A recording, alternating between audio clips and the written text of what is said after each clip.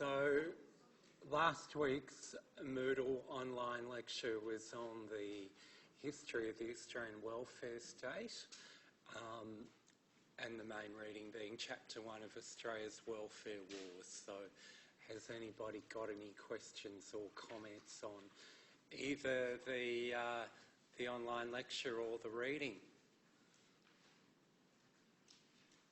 Did everybody understand the chapter and all the history?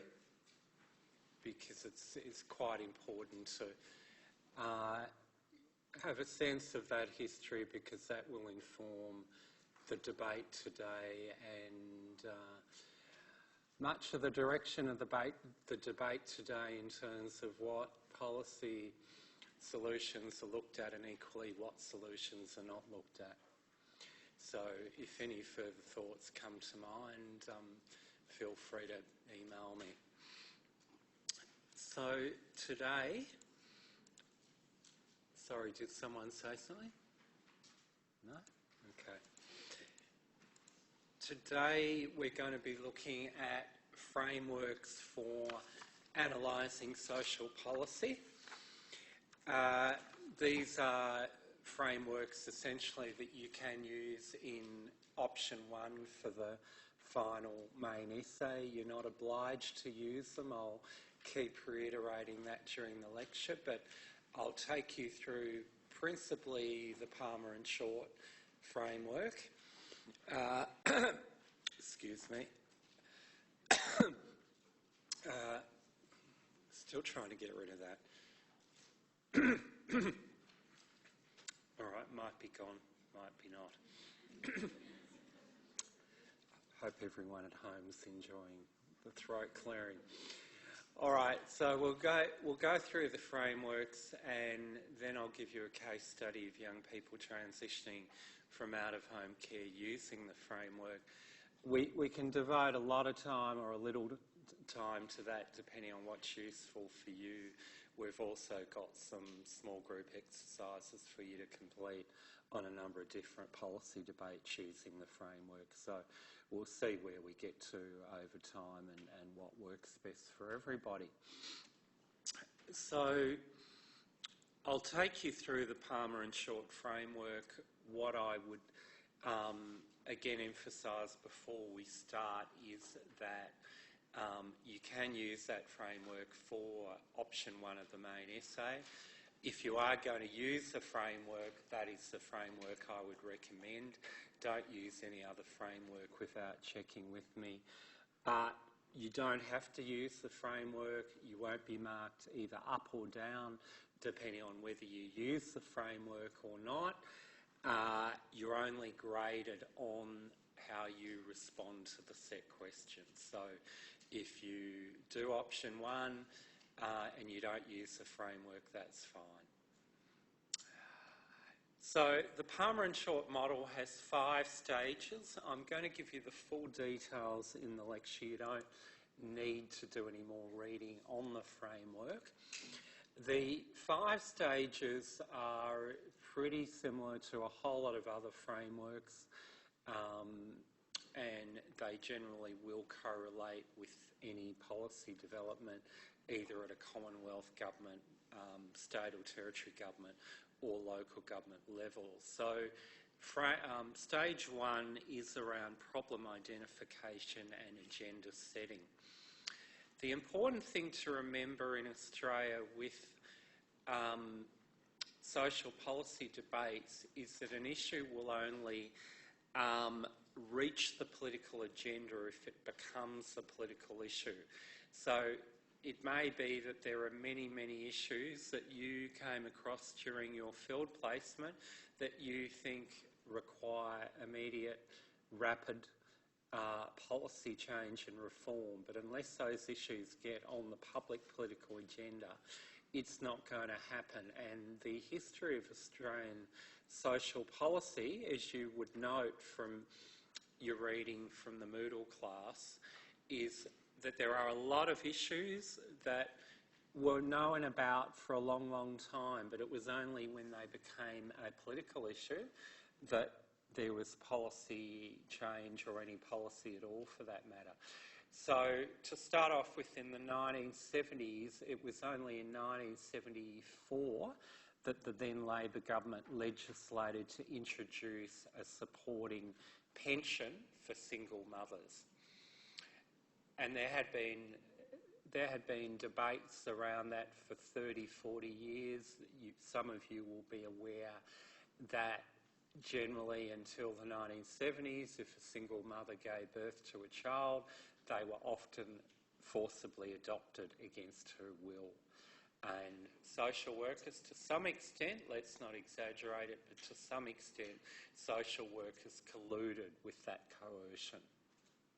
And as, again, some of you would be aware, I think it was the Rudd government about 5 years ago, which formally and finally apologised to single mothers who had their babies forcibly adopted against their consent in earlier periods. So finally in 1974, the National Labor government said we're going to give a payment to single mothers so they have the financial ability, if they choose, to bring up children on their own. So that was a major change. Now, many, probably most of you, would be familiar with the stolen generation of Aboriginal children. Is that something you've nearly all heard about?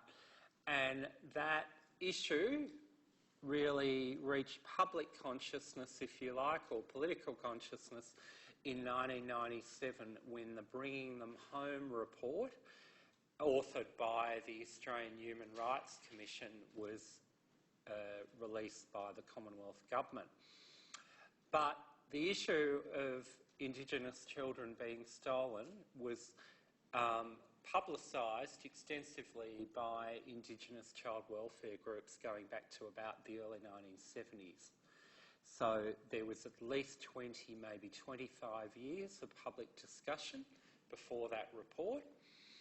And no doubt there was discussion even before the 1970s. Certainly there were many people that knew of the stolen generation practice and did not support it and were not comfortable with it. But it was only because that report was so extensively publicised in the media, in Parliament and so on in 1997 that issue of the stolen generation became embedded in Australian political debate. And of course, again, it was the Labor government in about 2008 that finally publicly apologised to Aboriginal Australians for so many of their children, estimated at 1 in 3, being forcibly removed during about a 60-year period.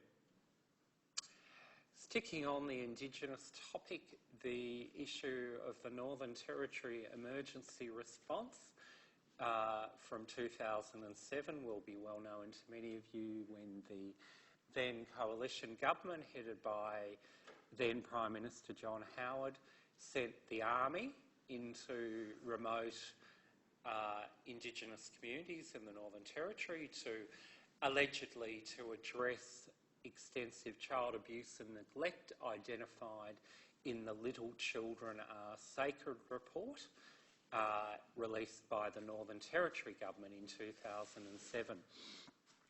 However, the issue of child abuse in the Northern Territory in Indigenous communities, and for that matter, child abuse in Indigenous communities in most states and territories, had been extensively debated and written about and researched since at least the early 1980s. And in fact, there had been about 4 or 5 major reports published in the 10 years preceding that Little Children Are Sacred report. Yet it was because of that report only, or mainly, that the then coalition government sent the army into Indigenous communities. So how do issues get on the agenda? How do they become a source of public debate?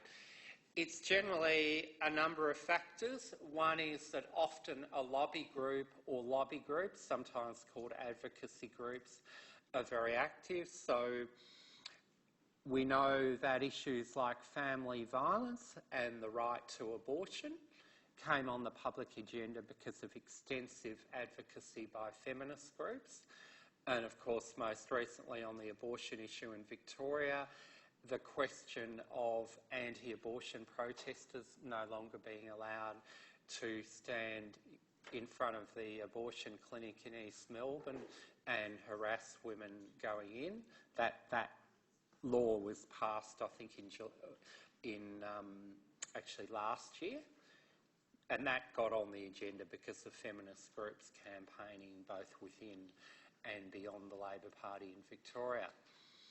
The Family Violence Royal Commission that was held over the last year in Victoria that you would all be aware of, again, that was the result of extensive lobbying by groups and also by individuals like Rosie Batty.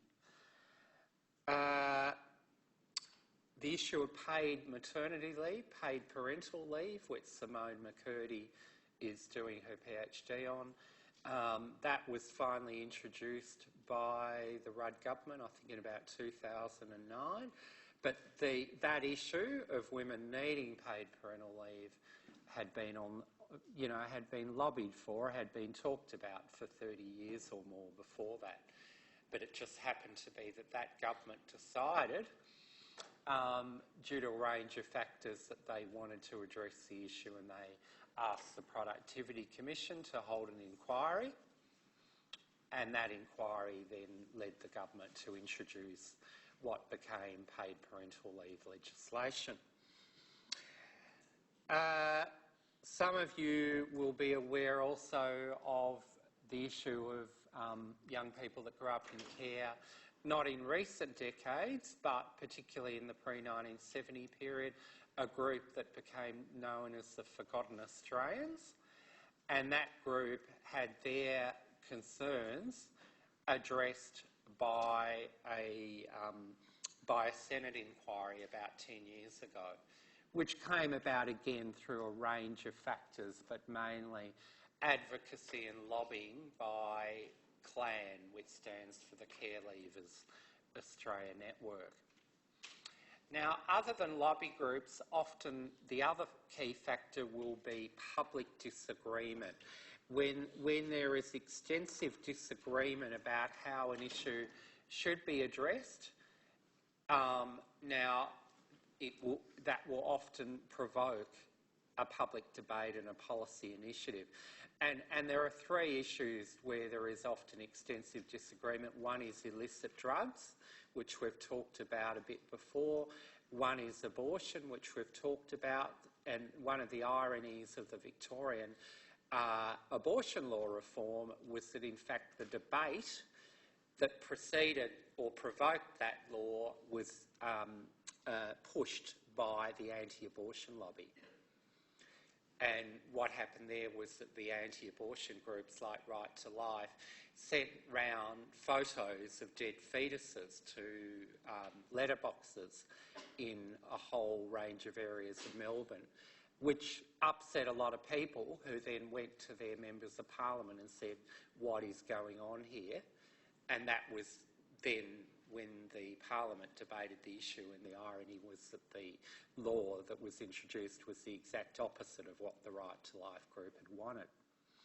There's also been a lot of debate around euthanasia, as you would be aware, and again, there has been lobbying from both anti-euthanasia and pro-euthanasia groups, and now the Victorian Parliament is seriously considering debating an assisted dying law.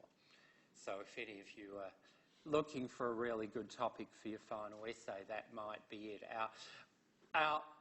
Albeit, though, with the caution that there may be no law by the time you write your essay, so it could have to wait for the students for next year, but it will be a really good one. So that is how issues get on the agenda, mainly lobbying by advocacy groups or due to public disagreement. So any questions before we go on?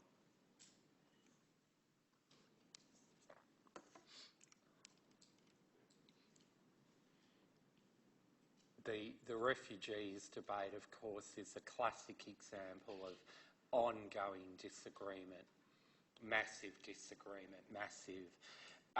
value divide between really current mainstream opinion, because both the coalition government and Labor Party support a hardline stand on refugees, and then there are sections of the community and some people in Parliament, of course the Australian Greens, who have the opposite view.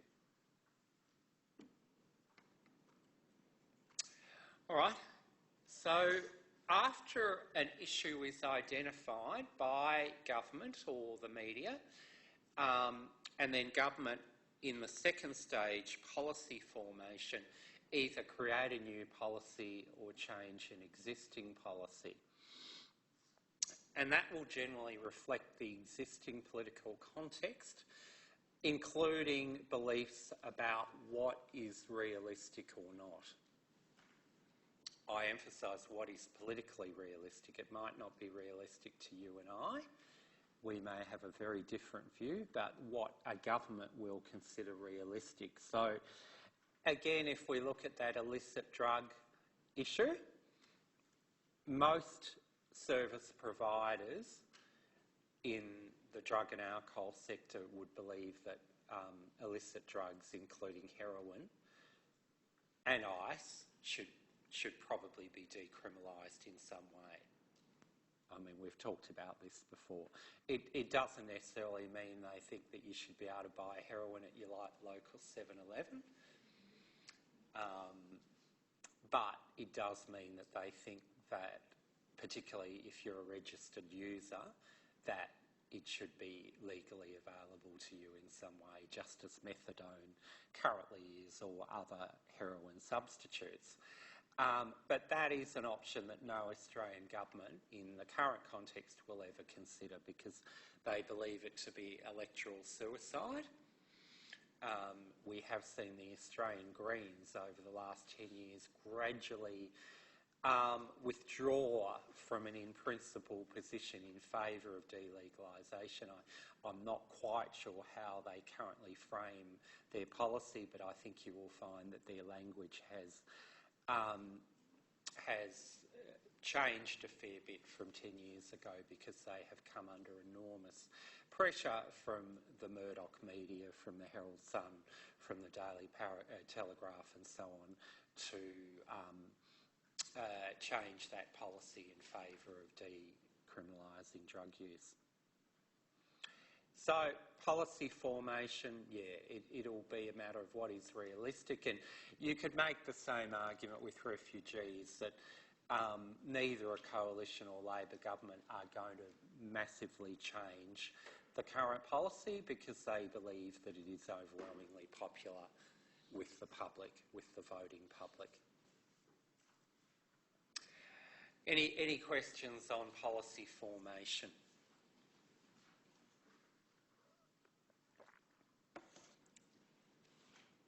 No? Policy 3 is adoption. That is when a new policy or a changed policy is formally enacted in Parliament as government. Yep. Sorry, Bill, can we just go back to policy formation for just a second? So when they're looking at creating or changing a policy, they don't look at human rights at all, or just what's popular by the voting public? Well, a government, and we'll talk about this a little bit more next week about how governments develop policy, but governments will look at a number of factors. Human rights might be one of them. Electoral popularity will be a major concern. The value base, the philosophical base of the party will be an issue, and equally the range of views or the diversity of views within the parliamentary caucus. So we know that within the coalition government on same-sex marriage there is a real range of issues. And that is why the whole proposal for a plebiscite on that issue has become so controversial, because in some ways, ironically or otherwise, the proposal for a plebiscite reflects a bit of a victory for the group within the coalition who favour same-sex marriage. because clearly the group that don't support it would veto any proposal for a parliamentary vote. That's why we don't have a parliamentary vote, which is what the Labor Party want and the Greens want. So the actual adoption of policy, generally a new policy will have to go to a vote of Parliament, although sometimes if a policy is merely being amended or changed, that can be done simply by a vote of the Cabinet being the group of ministers in the government.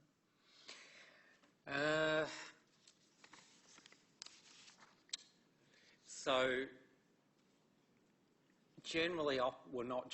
opposition parties will always want policies debated in Parliament so they can have their say, even though they won't have the majority vote.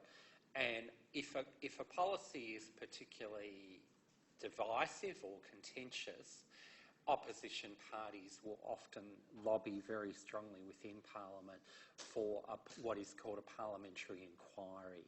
And that inquiry can be held either by the House of Representatives, by the lower house, where the government of the day will have a majority, or it can be held by the Senate, the upper house, where the government of the day at the moment does not have a majority.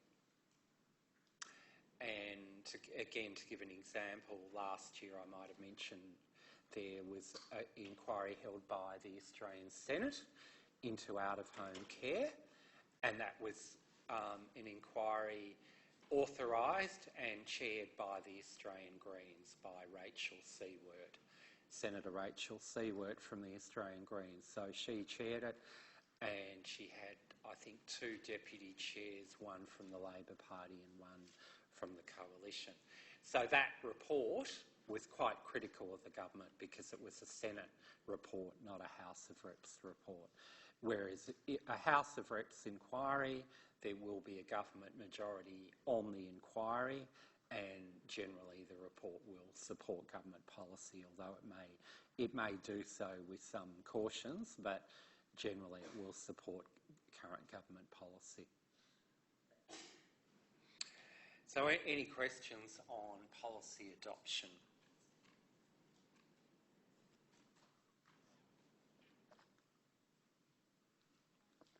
If any of you are trawling through Hansard and trying to find parliamentary debates, what I would advise you to do is to go to the guided search option, which is a really, really brilliant little tool there. So if you want to hear what the current minister has said on refugees or any other issue, you just when you go into Hansard and the search, it gives you an alphabetical list of all current members of Parliament. So you just tab down to the name of the minister, and then it asks you for what issue with the guided search. So you just tap in whatever policy issue it is, and then you just have to identify the dates that you're looking for. It's pretty straightforward, even I can do it. And that gives you access to all the parliamentary debates on whatever topic you're looking at. So if you're wanting to look at when a particular policy got passed by Parliament and look at what the minister said in Parliament, what the opposition said, what all the other people said, that gives you word for word everything from that debate, which, if you're doing option 1 for your main essay, will be pretty important for your I think it's your section B on the policy process. All right, part 4 is policy implementation. That is where a policy gets translated into practice. And really that is about how the policy that is passed in Parliament gets translated into reality. And looking at how it gets modified and sometimes even changed really substantially by the time it becomes an actual policy on the ground. To give you one example, in 1993, Victoria passed a a law requiring mandatory reporting of suspected child abuse or neglect. I was actually working in child protection at that time, and one of our jobs was to go and give public talks to teachers and doctors and other professionals who were suddenly required to report abuse or neglect, and we had to educate them about their what the expectations were of them and how they should judge whether or not to report. The actual legislation said every relevant professional group in Victoria would be mandated within 2 years. That's from 1993, so do the maths. So by 1995, every group should have been mandated. Would you like to have a guess which professional group in 2016 is still not mandated in Victoria? Now, JJ, you're not allowed because I think you know the answer to this. Yeah. And why do you think social workers are not mandated? What would be the government's rationale for that?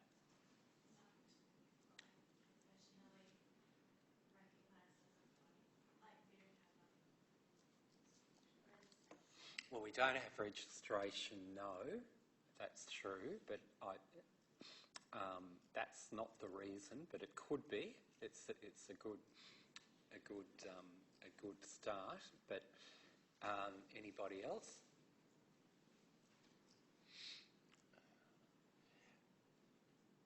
Well, I'll give you the stated reason, and then I'll tell you what I think the real reason is. The stated reason is that social workers are very good at reporting. They are very responsible. They are very professional. They don't need to be mandated because they report anyway. The real reason is that it costs a lot of money to mandate, to pass laws, and I can't remember the actual estimate, but I think it may have been hundreds of thousands of dollars at a minimum to pass that amendment, so it never happened.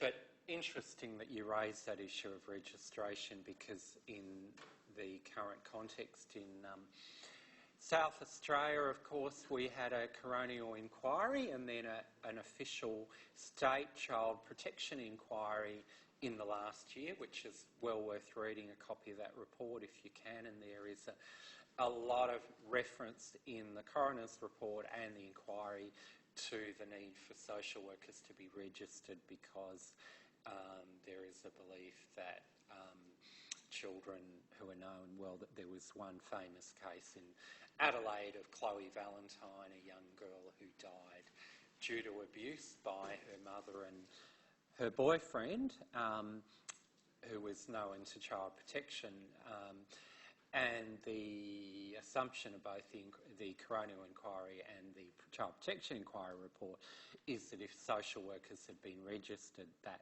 death may not have occurred, which in my opinion is a really, really silly assumption, because the majority of child protection workers in South Australia and every state are not social workers. So registering social workers would probably make no difference at all. But anyway, that's another debate for another time. Yep. So that's part 4, policy implementation. Any questions on that?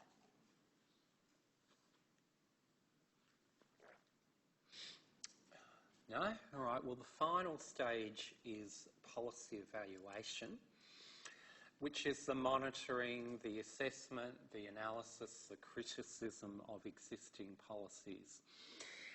Evaluation is not uncontentious, because it always raises the question, who does the evaluation, who funds the evaluation, how independent or not is the evaluation. In the area of compulsory income management that I've been researching a little bit, that is very contentious, and we were actually asked and we were funded by 2 non-government organisations in Shepparton, where there was and still is an ongoing place-based income management program to do an independent evaluation of that program, because the non-government sector in Shepparton being in rural Victoria, had no faith in the official government evaluation being independent, and particularly taking into account the concerns and views of the non-government sector about what was happening with that program in Shepparton. I have to say, though, to be fair, that some of the government-funded evaluations of income management have been extremely good evaluations, and in fact some of the main reports, particularly the 2014 evaluation of income management in the Northern Territory, have been very critical of the policy and very well informed and provided enormous evidence about the limitations of that policy. Some of the other government-funded evaluations, though, which I won't name, have been less useful in my opinion. So that is the 5-stage framework from Palmer and Short. As I said at the very beginning, you don't need to read any more on that framework. You can use it if you want to. You don't have to use it. Remember, if you do use it, that you're not being marked on whether you use it. You're only being marked if you do option 1 for the third essay on the 4 set questions, which describe the policy, analyse the policy process, analyse the policy, and provide recommendations for change. So if you find the framework useful, great, go for it, but if you don't, no need to worry about it, and certainly don't stay awake at night worrying about it. So there are other frameworks, and one of probably the more useful ones is by Tony Dalton. Tony Dalton is an academic at RMIT University, and he asks a number of fairly straightforward questions, some of which you will note already overlap with Palmer and Short. So one is, how did the policy get on the policy agenda? We've talked about that already, generally due to lobby groups or public disagreement. What is the relevance of history and social context to that issue or event? History is quite important. Australia has a particular welfare policy framework, as you would have noted from your reading for the online class last week, and that's important to be aware of.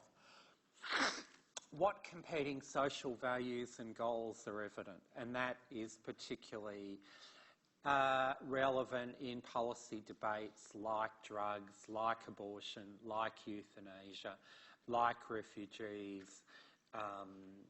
One of you asked earlier about, well, does government take human rights into account? Well, they may or may not, but clearly a lot of lobby groups do, and a lot of lobby groups think that human rights should be the foremost priority, particularly in an area like refugees or immigration. You as a group may think that too, but that may not be a priority for government. Who are the stakeholders involved? Who are the various lobby groups involved? Remembering that for every group that supports government policy, there may be many other groups that oppose it. And that is part of the research you need to do if you may an essay, looking at the different groups involved in a debate.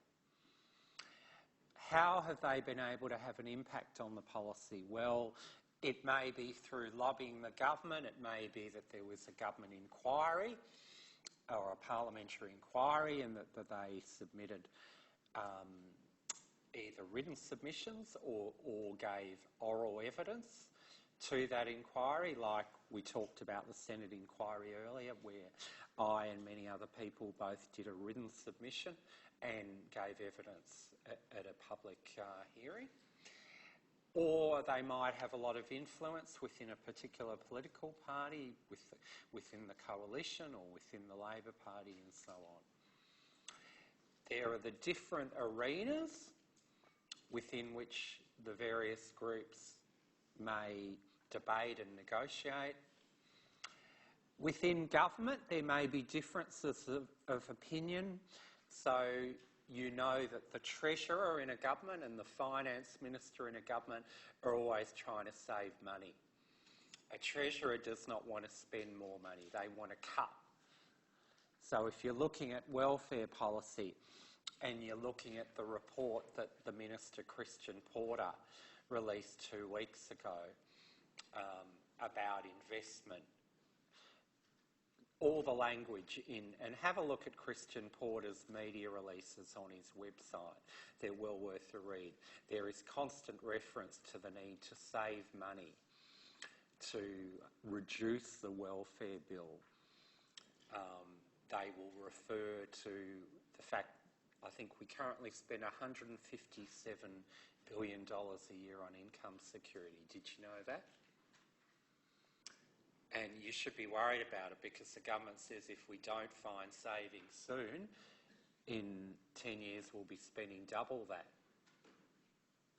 And it's about 40% of all taxation revenue.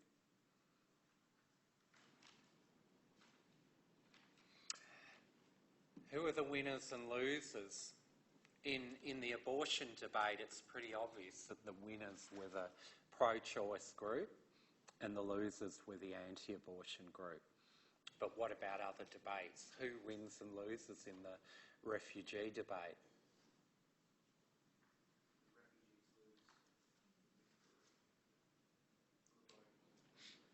Well, the people that are stuck on Nauru clearly lose. Yeah. Yeah. But who wins? Of what advantage is it to most Australians to have a small group of people stuck on Nauru living in terrible conditions with the government spending millions and millions of dollars to keep them there? Is that a win or who's it for? I don't know. What kind of language is used to describe the policy issue?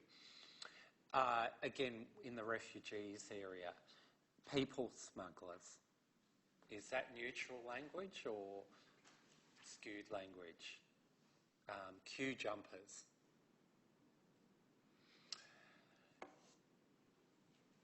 My mother came here in 1938 as a refugee from, well, not technically from Nazi Germany because Germany hadn't invaded Czechoslovakia at that point, but if she'd been there 4 months later, like the rest of her family, she would have been murdered. So to actually get here, her aunt, who lived here already, had to go to Canberra, and remember this is 1938, no aeroplanes, to have a personal interview with the secretary to the immigration department to persuade them that my mother and her siblings and her parents were legitimate immigrants to come here. But why was she more legitimate than other people that were also fleeing Hitler and Nazi Germany at the time? So my mum was a queue jumper, really, as were many, many people that came here as refugees then, later on, in the late 1970s, early 80s, we took hundreds of thousands of refugees from the former South Vietnam who were fleeing the regime in Vietnam. Again, they were queue jumpers because many people that would have liked to come weren't able to get here. Anyway, language is very, very important. All right.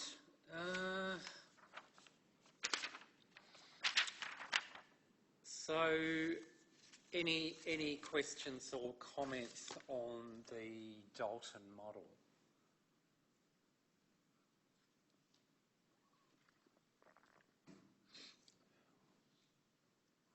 No? Okay, we're quiet this morning. It's quite cold in here, isn't it? It's a bit odd because last week it was really warm. Have a look at the heater, although it's probably something central, right? I don't know if we can turn it up here. All right, so do you want to hear about the leaving care debate? We'll sort of start and see where we get to. So, I mean, we'll go through it with each stage of the Palmer and Short model. So what is leaving care? I mean, technically leaving care is the cessation of a child protection order when a young person turns 18. So that age of 18 is the same in every state and territory in Australia. But in practice, leaving care is a major life event and it's an ongoing process. So it's not something that can just occur on one day when a department or a government department says, well, you're 18, here's your file, you're now an adult, off you go. As we know, that doesn't happen with any of our own children. I'm not sure if many or any of you have got children of your own, but if you do, you would know that most children today in Australia anyway stay at home till they're 25 years old or more, and they are children who have all the advantages of having a supportive mum and dad. They haven't been abused or neglected as children. They haven't been traumatised. They will often have supportive extended family, other supportive networks in the community that ease their way into education, training, employment, adulthood generally. Young people who've grown up in out-of-home care have none of those advantages. So they are a vulnerable group. They often do become homeless or end up in the youth justice system or the adult criminal justice system, or become long-term reliant on income security, or have ongoing health or mental health issues. There's probably about three main reasons for that, although I should emphasise that many of them do well, and I'll come back to that. But the first main reason is that many of them have experienced significant abuse and neglect as children before they came into care. And that will be why they came into care, because they were physically or sexually abused or experienced neglect or emotional abuse. Secondly, some of them have had negative experiences in out-of-home care, which might mean that they've been moved around a lot from one placement to another, from one carer to another, from one school to another. Some have even been abused by their carers. And thirdly, many of them experience a really abrupt end between the ages of 16 and 18 to the support, services, networks and resources of the care system. So in every state and territory in Australia, formal government funding for a young person in care ends at 18 years of age. And by formal funding, I mean guaranteed support for housing, guaranteed support for health or education or other areas. Now, again, I'll say a bit more about this. All governments provide some leaving care and post-care support, but it's generally very little, and it's generally discretionary, not mandatory. And again, that contrasts completely with the ongoing support that most parents in the community provide to their own children well beyond 18 years of age. And I think there was a report in the Herald Sun about a week ago, some of you may have even read, where they were doing an estimate of the amount of money that the average parent in the community provides to their children beyond 18 years of age annually. And it was a very large amount of money. You know, and they were talking about food, clothing, housing, either providing housing for them within the family home or helping them pay rent or helping them buy a home and pay a mortgage, paying for books and so on at university or at TAFE, or helping them buy work clothes if they were working and so on. So quite a lot of money. So that safety net is generally not available to care leavers. And all the research suggests, all the evidence suggests, that graduation from care needs to become more flexible and more gradual and reflect the actual needs of the young person, not just their particular age. So it needs to reflect their developmental needs. Some young people leaving care at 18 will be very mature. Some will have the developmental age of a 5-year-old even at 18. So they are a heterogeneous group. I don't want to suggest that all of them are really struggling. Some of them do very well. David Hill, the former chairman of the ABC, the Australian Broadcasting Commission, grew up in care. Josh Jenkins, the Adelaide Crows footballer, grew up in foster care in Victoria. David Bartlett, the former Tasmanian Premier, grew up in care. There are a number of other members of Parliament at the moment that grew up in care. There are journalists, there are other prominent sports stars. So a number of prominent academics as well. So some young people grew up in care, have done very well because they got really, really good support from their carers, mostly from foster carers or kinship carers where other relatives cared for them. But some don't do well. And it is an issue that can be addressed fairly easily because we've got up there only about 1,800 leave care each year. It's probably about 2,700 now, but that's in the whole of Australia. And in Victoria, it's only about 700 a year. So to provide more ongoing support till 21 or even 25 for 700 young people really doesn't cost a lot of money.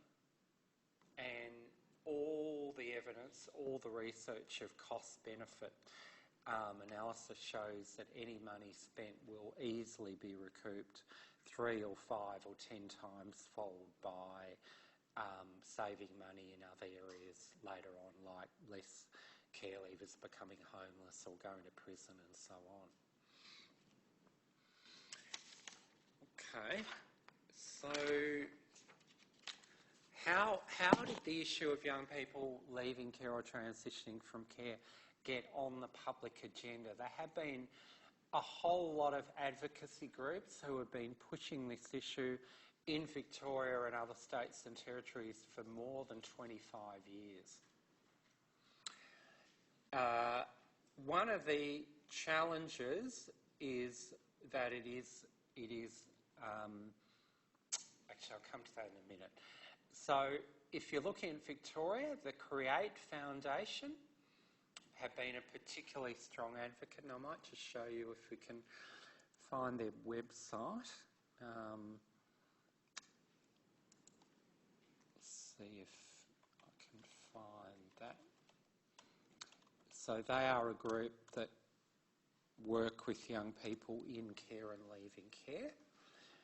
And they've just released a really good report called Go Your Own Way, which I'd encourage you to have a read if you're interested. So they are one group. There is the Peak Child Welfare Provider Group called the Centre for Excellence in Child and Family Welfare. And we'll see if we can find their website. We might be able to. Yep. So they represent all the non-government child welfare providers in Victoria. And they have regular events, as you see there, on a range of issues. And we've actually got our new book on leaving care being launched there on the 2nd of December, Friday the 2nd of December at 2 p.m, if you're interested. So they're, where are they? They're based in home.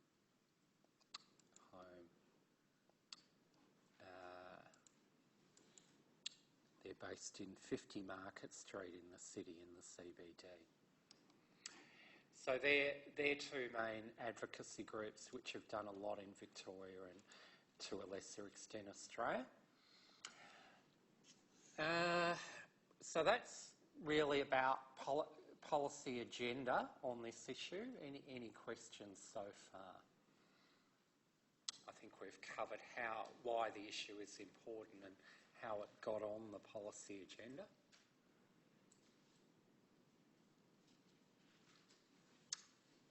Nobody? We'll just have a quick look at policy formation and adoption before we have a break.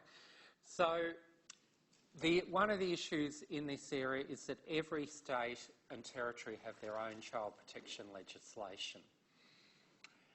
So, if you want to provoke change, you've generally got to go to every state and territory separately. Although I would add that the common problems are there in every state and territory. There is no state or territory that does leaving care particularly well. They all do it pretty poorly.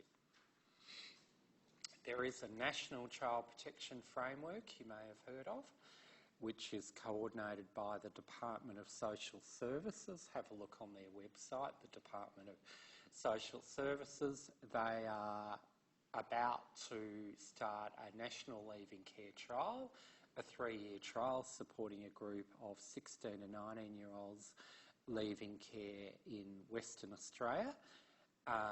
That is the first ever national leaving care program. So they are starting to get involved in that area, but up till now, the Commonwealth have done only a little bit in this area.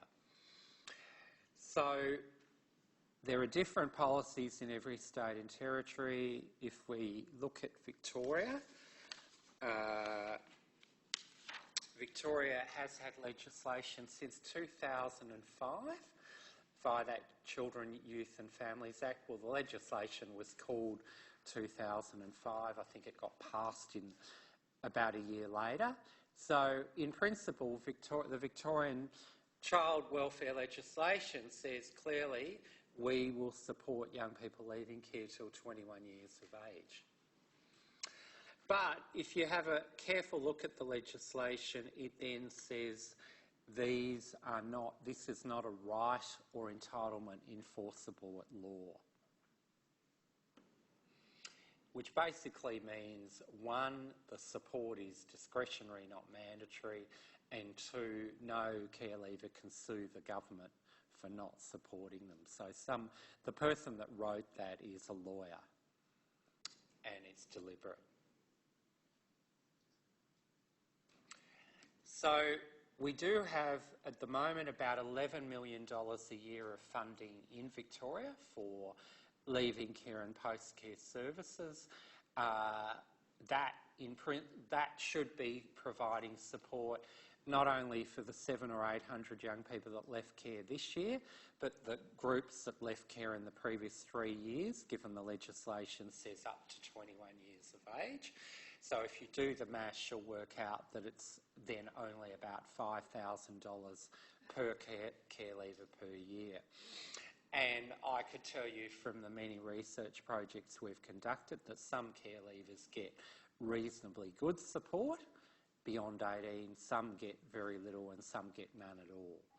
So it's got a lot to do with who is supporting them, what agency they're involved with, if they've got an agency like Berry Street or Anglicare or Jesuit Social Services or Salvation Army Westcare, advocating for them, working with them, ensuring that they claim any supports that are available to them. They may get reasonable support, but if they don't have those connections, they may end up with no support at all.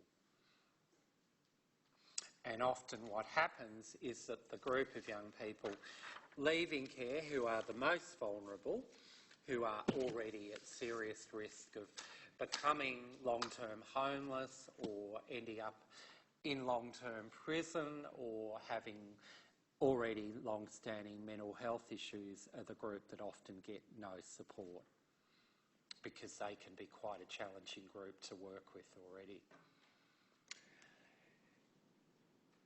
So that pretty much covers those 2 sections under Palmer and Short of policy formation and adoption.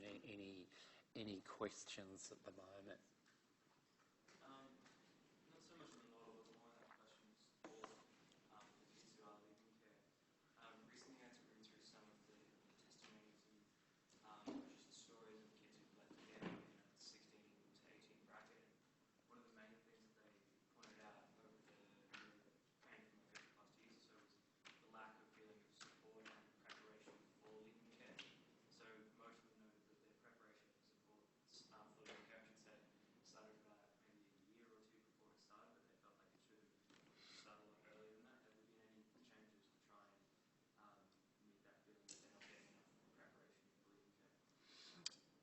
That's a good question. I think preparation for leaving care is a bit of a mixed bag. There is a lot of emphasis put on every care leaver having a leaving care plan. A leaving care plan would generally be a document setting out how that care leaver is tracking and what are the plans for them regarding housing, health, education, family relationships, community connections, other key areas in their life. A leaving care plan can be a really effective document where it is concrete, where it says, for example, young person will be staying in a supported housing service in John Street, Donvale for the next 12 months. Or it can be a real tick-the-box exercise. I've been Hello? waiting outside, thinking we're having a break. But I wanted to come in for the party. You're in.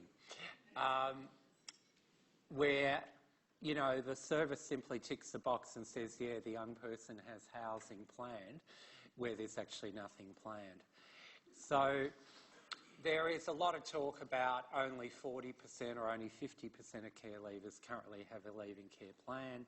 Everyone should have a plan. My view would be, yes, everyone should have a plan as long as it is a serious, concrete document.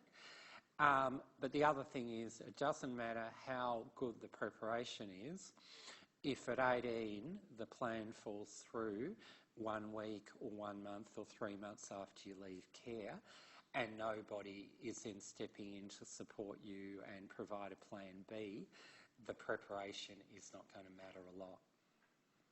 So that is the issue, because we all know around the age of 16 or 20, anyone is a risk taker. They are a limit tester. They will do things that sensible people of my age probably won't do, other than playing football on the weekend and nearly stuffing my finger permanently. So the support's got to be there till 21 or even 25. But yeah, the planning has some impact. Yeah. Any other queries? No? All right. Well, we'll have about a 10-minute break and come back.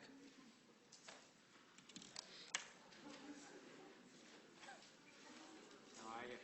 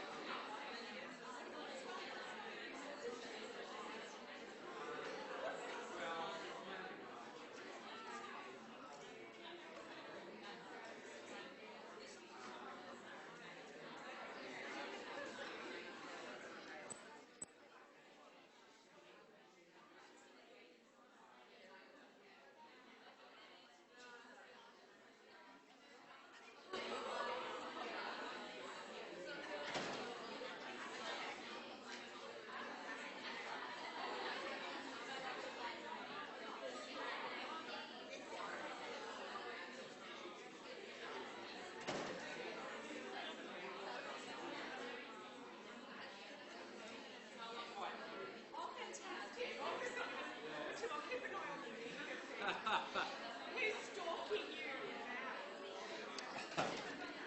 I thought when I might do it all the markers, I seen that Jenny's involved. Jenna said she'd do 10 of Okay, these. I think That's that's probably 10 less for you, which Yeah. is good. And we'll see how she goes. Yeah. It's such a pity she doesn't live in Melbourne. I'll tell you, if she lived in Melbourne, I'd be putting her up for jobs in our Yeah. department, field work, lecturing, whatever. She's so organised and, That's good. and hard working. So where is she? She's in Sydney. She's a PhD student based in Sydney. That Kathy and I jointly supervise. Kathy's really impressed with her as well. And she's a really good judge. Oh, she's pretty hard. Yeah, that's a shame. So I thought what I'd do is I'll do like a bit of a Zoom meeting with all of the markers and just step them through and get them. You know nothing about Zoom, but it means that they can be anywhere, and I'll just do it on the screen. So just to make sure that they're all on the same page. I get worried about having that. Don't worry about it for the first essay, please. First one's fine. Just let it go. Because The first they're one was even they're even a bit different. I think we've got Rachel for the final essay, Yeah. who's not doing the first essay. Yep. So And the first one's the. just the media one or the interview. Have you had many questions about that? I've had about 5 questions every day, which is not a lot, actually, but it's not due till next Wednesday. Okay. So watch this space today, tomorrow. Yeah. They're really But about a dozen have already submitted and been marked, which is helpful for me because I've got that out the way. Yeah. Yeah. Have they passed well? Yeah, they were nearly all very good. So about half of them were high distinctions. They were very good. Yeah. But they're nearly all off campus. They're a cohort. This cohort. Yeah. That are off campus. Yeah. All right. Okay. All right. Just double checking again that Justine Bell and Thomas Adams are not here. Justine Bell, Thomas Adams, no, all right. Well, if you're listening at home, your essay will sit on the table in my adjoining room and you'll need to make an appointment time to pick it up. So we'll move on to parts 4 and 5, policy implementation and evaluation. One of the interesting things with leaving care programs in Australia is that there has been very little official evaluation. So we don't know a great deal about how effective or not the programs are that we have in Victoria or elsewhere. What we do know from the United Kingdom particularly is that leaving care programs and post-care supports have been very effective in some areas, so the housing outcomes have improved significantly there. Practical life skills like budgeting have improved, social networking has improved, and overall there has been a significant improvement in participation in education, training and employment. To give you one example, when the UK Leaving Care Act was introduced in 2000, less than 1% of young people leaving care in the UK went into higher education. That figure has now gone up to 6%, and that is a massive jump from less than 1% to 6% in a 15-year period. Would anyone like to have a guess how many young people leaving care in Australia go to university?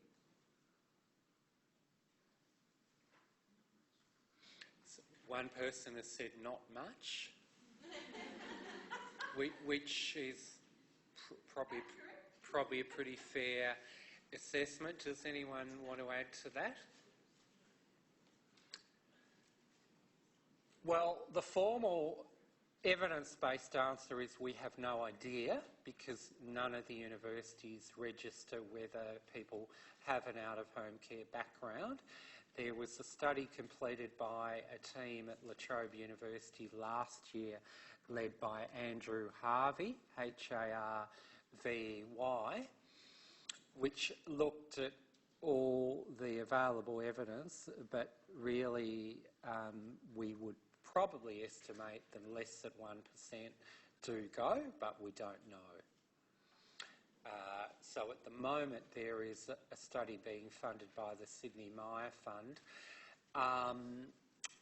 being conducted by Andrew Harvey and his team at La Trobe University, by Associate Professor Jacqueline Wilson from Federation University at Ballarat, who herself spent time in out-of-home care, and with the Centre for Excellence in Child and Family Welfare, who I mentioned earlier as a partner, examining the experiences of young people leaving care, going to university, and particularly the policies and practices that could lead to better outcomes in that area for them. Mike Stein, STEIN, from York University in England, is the leading international authority on leaving care, and he says basically three things need to improve to deliver better outcomes for care leavers. One is that young people need to have better experiences in out-of-home care, so the quality of care needs to be improved, the stability of care, the support provided in care, and generally foster care or kinship care are better options than residential care. But that is not always the case. Obviously, if a foster care or kinship carer is not supportive, it may not be a good place for young people to be. For those of you who are not from Australia, some of you may come from countries where there are still big orphanages or institutions where a lot of children or young people live together. International evidence suggests that is generally not the best preparation for adult life, but again, if that is all that is available, there may well be some very good carers in those institutions who provide excellent care for young people leaving, and we do know from some research done in Singapore that the people in Singapore that run the big institutions there for children often provide enormous support for those young people, particularly the women, when they leave care at 18, to find them work, to find them ongoing employment or training that can actually serve them quite well in their adult life. So it's certainly not a black and white area. The second area that we need to do better in is the transition from care, which obviously we've talked about a lot already, that needs to be more gradual, needs to be more flexible, needs to reflect the developmental needs of the young person, not just their chronological age. And particularly that there needs to be second or third chances available to the young people, so that if they leave care at 18 or even earlier and they stuff up, they get involved in offending or they get involved in substance use, that someone is there to pick up the pieces, as any other parent would do for their own children, and is willing to keep working with them and keep supporting them until there is a turning point. The turning point might be that they've got a good support worker, it might be they form a good relationship with somebody, it might be that they become a parent and suddenly a little light bulb goes off in their head and says, well, you know, you need to get your act together to provide a good life for your own children. There are a whole lot of factors, but essentially we know, as I might have said earlier, that if we can get a young person to about 19 or 20 years of age intact, then things will generally go better from there because maturity will kick in. And the third factor being that that ongoing support is available till 25 years of age, if need be. So that is pretty much a summary of that leaving care debate. within the context of the Palmer and Short framework. Happy to take any questions or comments. If any of you think you may want to do that area for your main essay, let me know, and I'm certainly happy to share a lot of material with you. Any of you do placements in child welfare or child protection? Yep. So you'll very much know what I'm talking about.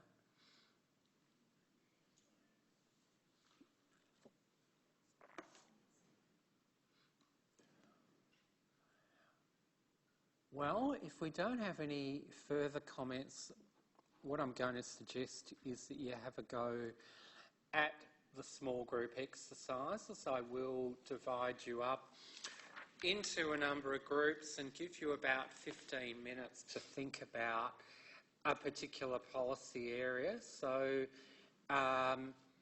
who's particularly interested in medicinal marijuana? One?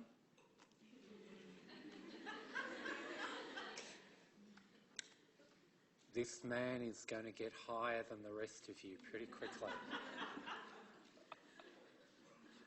Anyone want to join this gentleman in that group? 2, 3, all right, so would you mind moving 4? Would you mind moving physically over and joining him? So you've got 5 questions to think about. You can use Google, the internet, whatever you like, to help you in your discussion. Okay, who's interested in asylum seekers? 1, 2, 3, 4, 5. All right, we've got 5. So could you join, who was this lady at the front? And again, you're welcome to use the internet as you choose. You've got about 3 main questions there to think about. Compulsory income management. Who's interested? 1, 2, 3. Anybody else? All right, well, if you could join this lady here, or these 2 ladies, just pop your hand up so she can see you, and you're joining them as well. Who's interested in abortion? Quite a lot of you. About 7 or 8. Well, do you want to form a group? You might want to maybe go wander around somewhere where... So you've got 5 questions there. Yep, join the abortion group. Okay, so who's interested in national disability insurance? 1. Who else is interested in disability? 2. Who else? 3. Could the disability people join each other? So who wants to do the Royal Commission on Child Sexual Abuse?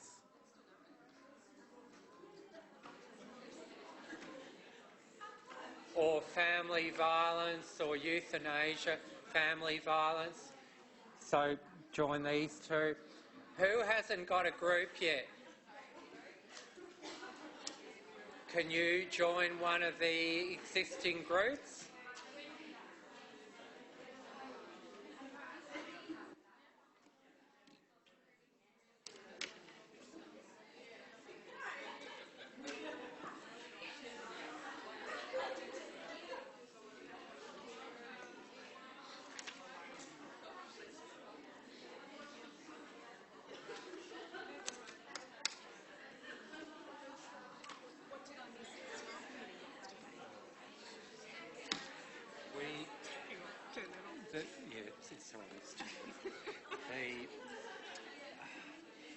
We had an exec meeting and, Margaret pretty much said we won't be able to hire anyone new till January. That's the feedback from the school. She's pretty confident we'll get people, but so Bernadette is already having a total meltdown. You know, I've got 400 students. I've got this. I've got that. I'm, you know, almost a Robin Mason meltdown. Not quite, but you know, that would take something to. So, you know, anyway, we're having a strategic planning meeting in November. You're probably... Yeah. So, you know... Is it still on the 11th? Yeah, so that's going to be all day. I mean, it just goes round and round in a circle. And the field work thing is a total mess, but I'm not going to say any more. But, you know, nothing's actually happening anyway.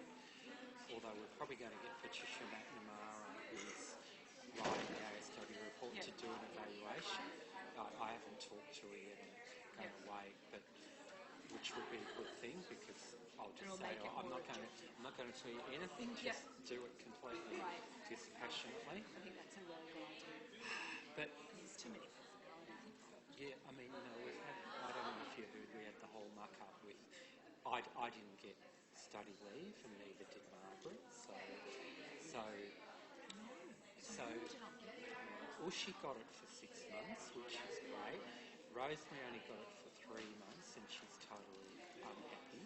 But you know, so I formally wrote to Graham. I basically complained because you know they were meant to have a reconsideration of the original faculty decision, and they didn't let me know.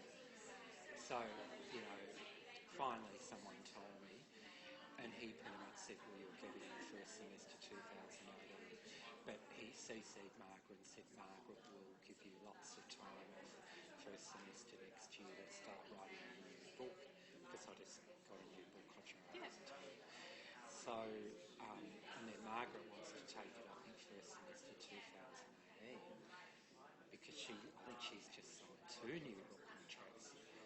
I know that, you know, God knows why. Because I don't think she particularly wants to do. One of them's on social work and disaster areas. And it's been commissioned, but I don't think it's something she's actually decided about doing. But, you know, maybe she didn't want to say no. I don't know, you know. For me, if I'm going to do a book, it's got to be something I'm really excited about. You know, I mean, as you already know, Alan, I'm pretty much ready to sign you and to do a book on community development, but we're not ready. So anyway, you know, so Margaret's sort of saying, well, as long as you're kind to me in 2018, which I interpret as being as long as you'll do acting in the department for 6 months or something, you know, while I'm on study leave, you know, but without it actually being appointed or, and I know that Rosemary will say that, you know, I can hear her voice now, you know, no bloody way, you know, da-da-da-da-da, you know, so... Anyway, so, you know, it actually, for me, it looks like now I may not have any teaching first semester next year. So, you know, I'll just work on the book and work on the subject and get that done. But, you know, the university had nothing to lose and everything to gain because I've got 6 months of no teaching. So, it's not very the processes were fucked, and Grant admitted that. But the problem here is that Grant has sent an email to Margaret and I saying, you know, you'll get study leave in 2018, but he's leaving the role. You know, apparently he got asked not to apply for head, so there'll be a new head, hand-picked by Christine Mitchell, a new head of school, who could be another lab person with no social skills like Christine, compared to Grant. You know, I don't know. I don't think Margaret is a huge fan of Grant, but I think even she would admit, you know, in terms of communication, he has been 100% polite, respectful, considerate. He makes an effort to get it. Yeah. He does. Yeah. And he is a social researcher. He understands our areas. It's a shame. Yeah. Where's Wayne in all this? Well, Wayne is at an education level in the faculty. I mean, he wouldn't be going to a school level, but, you know, I mean, Wayne, there was some other thing came up, I can't remember just does go around in circles. So, I think they're going to get to the point where they're just going to clean everyone out. Just well, fuck you up see, shop. what has happened at senior level Yeah. in the university, Ian Peterman's gone, Yeah. who, I strongly suspect had something to do with that complaint against me by Kerry Broadley, because he was the chair of CAPRA's advisory board, and I think he bore some grievance over the whole Berwick thing. Yeah. Yeah. Yeah. Sue Willis has now been retired as well. Did you ever meet Sue No. Willis? She was this person about that high, I'm serious, Really? who was at the senior level of the university, one of the senior execs with Cleveland Peterman. I don't think she ever did anything. I could never understand what she was actually doing. You know, these people would have been on probably maybe 400,000 a year. David Kopolov, who's another who you've probably met, who's Yeah. completely off the planet. Yeah. He lives next door to my Libby Gore's mum, my dad's Yeah. cousin, has been appointed now to run the whole Peninsula campus with a 20 million upgrade and a new plan. He's overseeing all that. Who I don't think he even knows how to tie his own shoelaces. No. I think he's met him. Cornish has retired, who was the person that drove getting rid of the double degrees and bringing the whole human services disaster, which, they're now threatening Did to... Louise tell you that do you know how many people have got enrolled in Very that? few. Yeah. What was it, 15 or 15, 20? because they capped it, Yeah. and then they've got 15, and we'll lose 20% of that. I'm having coffee with her today. I said, Yeah. she said, what am I going to do to shore up my position? I said, That's another issue. If my answer to that would be, she needs to publish yeah, research. yeah, Just get 4 or 5 serious yeah, publications out there quickly, yeah. and don't get caught up in all the other noise. Because it just doesn't really matter, does it? Like, That's all they look at. that's all they look That's at. what they look at. People buy. So all those people at a senior level going, who were major people in the university, it's really interesting. I think they're all at retirement age, but of course if they really wanted to keep them on, Of course they would. it'll be interesting to see who they bring in. Really interesting. Have you got, what grants do you have? Have you got? Well, the ARC is still going, but Okay. that's another 2 years. But Yeah. that is a massive project. And Susie Badawi between me is in a real huff, very unlike her. She's not happy. Yeah. But I understand, because she's 35, she wants to buy a house, and for 5 years she's had ongoing casual part-time. But she should apply for one of the jobs if they come up. Absolutely. She I may not don't know want why it she because I don't think she wants to do teaching. doesn't want to do teaching. So I've got that, the new Salvation Army West Care evaluation, that's only 45 grand for 3 years. So Sisker needs another pool. We've applied for faculty strategic grant for the Indigenous, Yes. but that won't hit till December, and I don't think we'll get it. I'm also trying with equity trustees, and I'm not sure, but we'll get something there in the longer run. Yeah. But it may take a bit A more little bit time. longer. I'm still waiting on the 2 ARC applications from February. Apparently, will be in November. The income management one, I reckon that might get up. I think that will Because get the up. assessor reports are really positive. Yeah. Greg Marston, wrote that. He's really good, right? Okay. That would be good. That would be good. Well, didn't they start that welfare with young people now? They've Yeah, it was said in the paper. green something or Yeah, other. Yeah. yeah. New welfare. So, maybe there's something else. I mean, that obviously that would be the way to shore up your situation. I mean, even I'm not intending on that, I'm but not worried about But- me, but I just, it's more the context of the work in terms of the department situation. With all these people that look really tired, exhausted, worn out, and they're better than they were 3 years ago, but because of the influx of students, the demands have got bigger. So, you know, we no longer have Rodney's, we no longer have Marina Trajan, we no longer have top, grades. Yeah. The real Muppets have gone. Yeah, yeah. And we've got you on board, which, you know, is Oh, but that's a separate enormous game, both for your work contribution and your attitude, your positive attitude.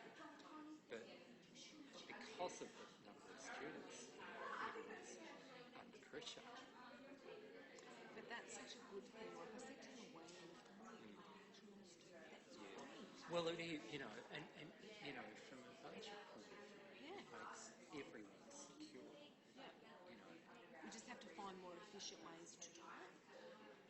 I think that's one thing. And free up the people that are good at writing and granting. well, you know, I think the idea you had, you know, a few weeks ago around saying, okay, well, here's a clear under-researched area, see if we can find a student placement in some way, do a quick coordinate review, and then apply for grants, and then you can try and bring people in to do that work and do the marking, and then people like you that have got the energy level doing other things that are productive rather than getting bogged down in the marking and the intensive.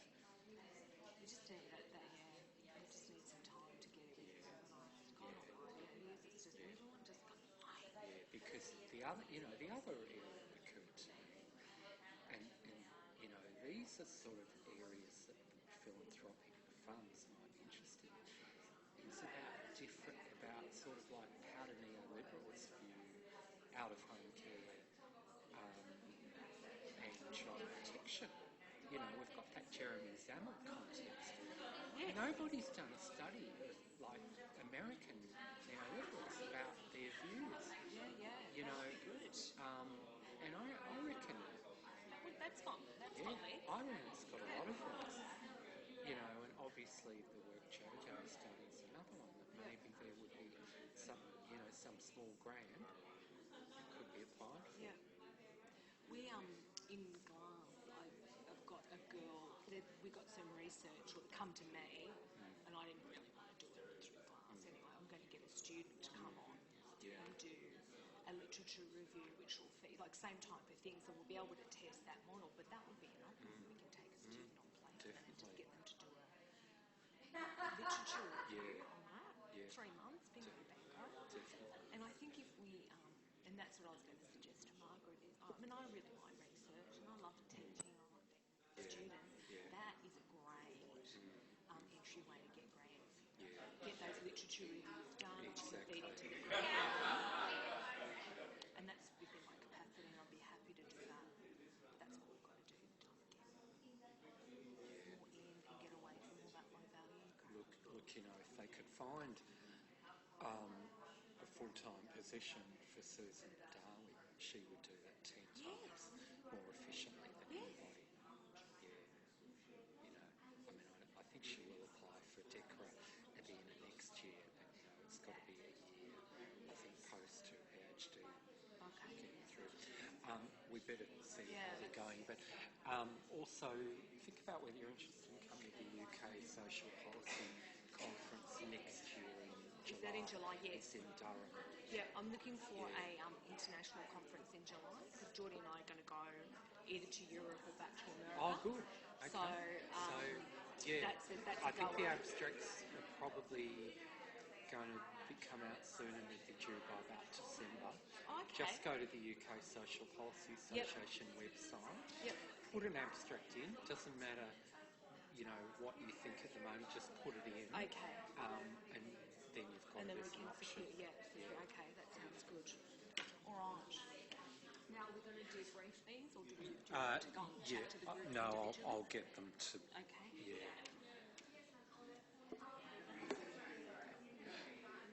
All right, I'm going to get you to report back in a moment to the bigger group. So could each group have a spokesperson?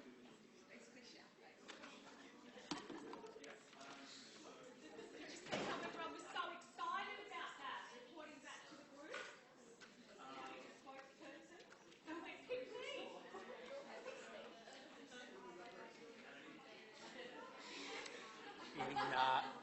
community work, that's the only way I can get any of the students to open their mouth.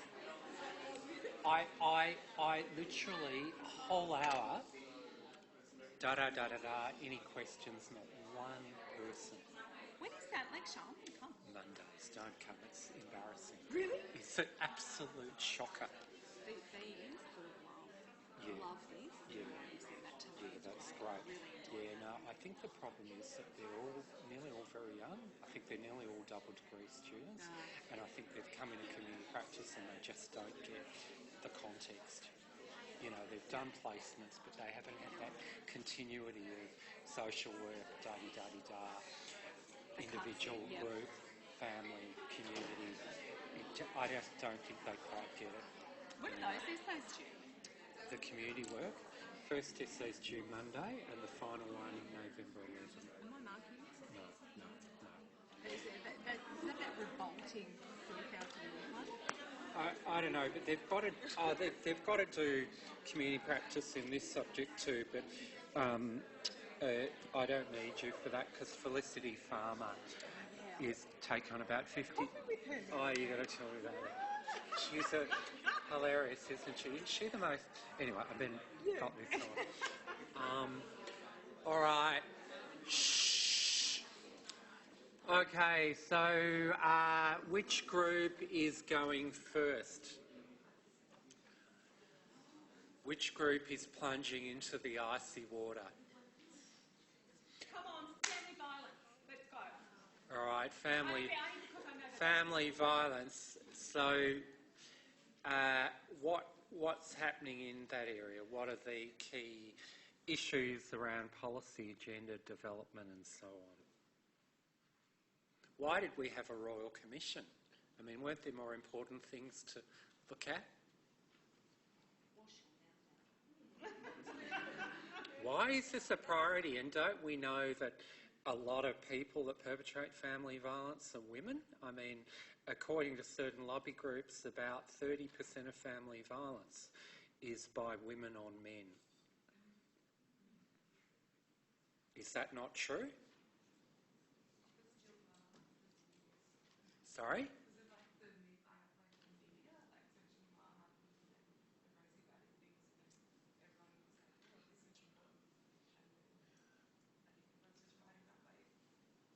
So the wave of Jill Maher being murdered, Rosie Batty, whose son got murdered by his father, drove. It is often the situation that an individual case, an individual face can have a very big impact on policy, and the reality being, particularly with Rosie Batty, that she is very photogenic and handles the media very well. So if she was a less photogenic person who couldn't put a word together when she got interviewed by the media, then maybe that Family Violence Royal Commission wouldn't have happened. What do you think as a group? Pardon, that's me. That's the bill. I don't think it was just Rosie Batty. I think it was akin to just sort of things that have been happening for a long time, and it's finally so many people are being affected by it with the health and mental health and toxic environments for children as well. So it's a cumulative thing it's very cultural. It's very ingrained and it does need to change. So these things have, sure, Rosie Batty and her son Luke did come to the forefront of it, but so did a lot of other people and a lot of other deaths. And that is true. Of course, there are a range of views in the community about family violence, and the view of some conservative commentators is that it is not a national problem, it is a problem that is prevalent in particular sorts of communities, disadvantaged communities, Indigenous communities, communities where men don't work, where they take drugs and drink alcohol, and most ordinary men in Australia don't commit family violence. And we need to target our resources and our policy solutions at those groups of bad men who are most represented in the statistics. Is that accurate? You could go the other way and listen to White Ribbon CEO Libby Davies, she said it was all men. It's interesting because we once had a student in this degree who, how shall I put this? He had a partner who I thought was not a very pleasant individual, and I said to him, yeah, your partner, she's a bit aggressive, a bit bossy, and he said to me, well, my previous partner used to beat me up, my previous wife, and this was a guy that played sport. He was, reasonably strong-looking individual, and I said, she beat you up? He said, yeah, my wife used to beat me up. She was a karate, a youth worker and a karate expert, and she used to beat me up. And at first I thought he was joking, I have to admit, and but then I realised he wasn't, and he didn't tell me a lot more, but he'd divorced her on grounds of violence. So it does happen. And they're very middle class and very ordinary. But yeah, I think the statistics overwhelmingly show it's mainly a male on female issue. And importantly, I think the issue that you raise, when we think about Rosie Batty, had it not been Luke that was actually killed and it was the woman themselves, so we know charity-wise, philanthropic, we put animals and children out front and you get a lot more money, because it does play on that vulnerability factor. And Luke, really, his death had a massive impact. If it was Rosie Batty herself or another woman, which had occurred leading up to that, the Sarah McCaffertys, etc., just doesn't resonate with the media and also the broader community because of this perception that it's an exception rather than the rule. Whereas when we delve into the statistics, we actually see, if we look at violence as a continuum, so it's not just about physically hitting, it's about emotional abuse, financial abuse, etc., that actually is quite prevalent in many families. So that's really important. And if you go back to the work that we did in the introductory unit 5, I can't remember, 5110? Anyway, globalised social work, that we think about the problem framing. How we frame a problem is absolutely critical to whether or not that gets up and whether any change occurs. So framing it as a family violence thing coincided with this research that says about acquired brain injury and cognitive impairment that is developed in children and witnessing violence. Then we have the Rosie Batty thing, and so it was this perfect storm to create an agenda item. And you'll find that that is a theme. So when you're looking at your assignments, the history and context of how issues get on the table is absolutely vital to understand, and that's a perfect example. We're going to run out of time shortly, so I might just comment briefly on some of the other areas. So the interesting thing with medicinal marijuana is that had been lobbied for many, many years, and governments, mostly other than in New South Wales, just kept saying no, no, no, no, no.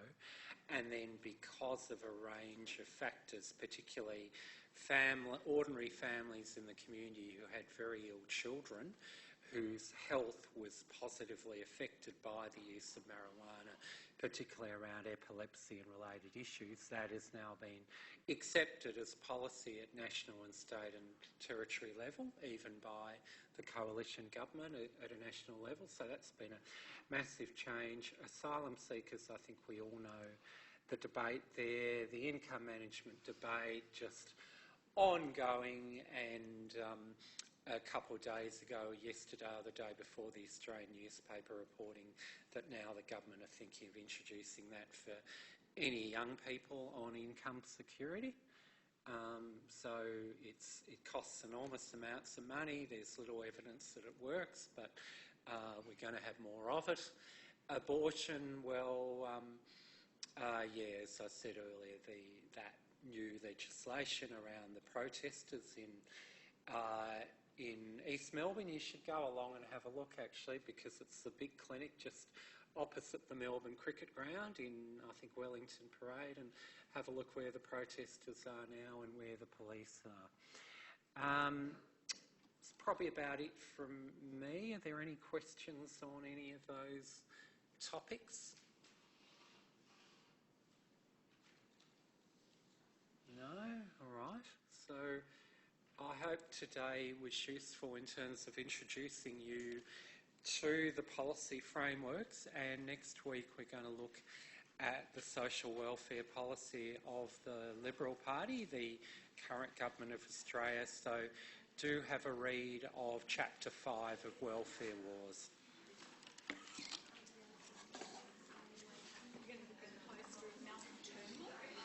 I don't know. Have we got one somewhere? It's quite a disappointment to me. Not to me. Nothing that I You didn't expect. No. Well, you know, he's elected by that party. He's got to reflect their values, or he'll get thrown out. Rumour on the radio this morning that Tony Abbott might come back as Prime Minister. Now, Felicity, yeah, she's an interesting one, isn't she? How are you? Good, good. Just a quick question. Yeah. Just to refresh my memory, did we have to submit the opinion piece that we picked beforehand? So, significant, so you can say whether it's good, or do you just want that? You can, if you think you need to check it with us, please do. Yeah. Obviously, if it's one of the ones that I put up on Moodle, you don't need to check. But if you're not sure, do check with me. It's a stand ground one if you're writing about constitutional commission. Sort of those things around like 99% confidence. Yeah, yeah. I hate to submit. Yeah, you're welcome to check with me. So just email it to me directly. Okay. So, yeah, I've known her since... That's all right. Yeah, I've known her since 1983. So you went to uni together? I not only did social work with her, but in